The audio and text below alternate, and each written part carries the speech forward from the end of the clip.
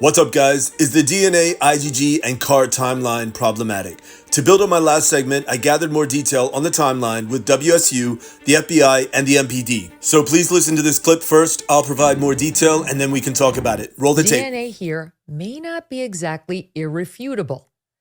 The consumer DNA kits that are sold in your local CVS need about 750 to 1,000 nanograms to find out all they need to know about you. But crime scenes often contain a whole lot less DNA than that. The forensic teams will routinely wind up with only 100 or so nanograms of DNA.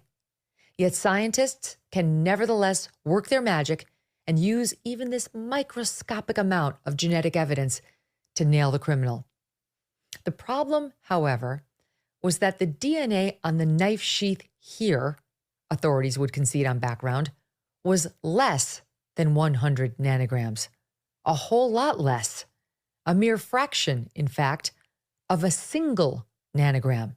Okay, so let's get into this timeline. On November 13th, as we know, during the forensic canvassing of the crime scene, the MPD finds a leather sheath under Madison Mogan. On November 20th, ISP Forensics locates single-source male DNA that, as we know, is only a fraction of a nanogram. So the forensics team uses this tiny speck of skin cells to create an SDR profile to run through CODIS, which is the national database of DNA profiles from convicted offenders to see if there are any matches. The interesting part here is that a reliable SDR profile usually requires at least 1 nanogram, so it's not surprising that the results were inconclusive. DNA did not match Brian Koberger, much less anyone in the CODIS database. The only thing they were able to determine is that it was male DNA. As the results were inconclusive, law enforcement next decided to send the sheath DNA sample to a private lab in Texas, which we will call OLAB, to do further testing and conduct an IgG or investigative genetic genealogy. Basically, they wanted to do more testing to see if they could find out precisely whose DNA was on that sheet. OLAB had to create an SNP profile to do the IgG, and even more interesting,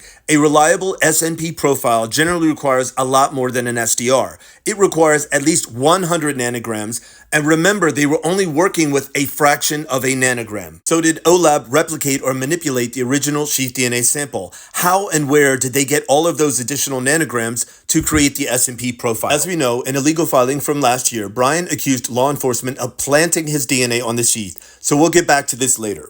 So about the same time OLAB started working on their IgG, as we know, on November 25th, the MPD sends out their initial bolo for a, quote, white Elantra. And as we know, just 4 days later, on November 29th, WSU officers locate Brian's 2015 Elantra and run his driver's license, which physical description matches that provided by Dylan, including his, quote, bushy eyebrows. Now, this is where it gets interesting. On the very same day that WSU officers located the name Brian Koberger and his 2015 Elantra, law enforcement abruptly changes gears on the IgG. They cease all IgG efforts at OLAB and ask them to send the SNP profile to the FBI so the FBI could do a new IgG family tree of their own.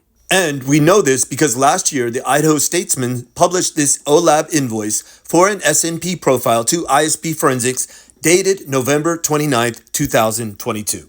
So what does all of this tell us? It tells us the FBI did not even begin building their IgG family tree until after WSU officers had located the name Brian Koberger and his 2015 Elantra. I had always believed if the IgG was done properly, meaning blindly and impartially, it would have been completed in advance of the November 25th to 29th time frame. So does all of this intel support Brian's concerns about, quote, how his IgG profile was created and why he is, quote, extremely suspicious of the IgG in this case? Quote, rather than seeing it as some complex IgG tree building that led to him, it appears far more like a lineup where the government was already aware of who they wanted to target.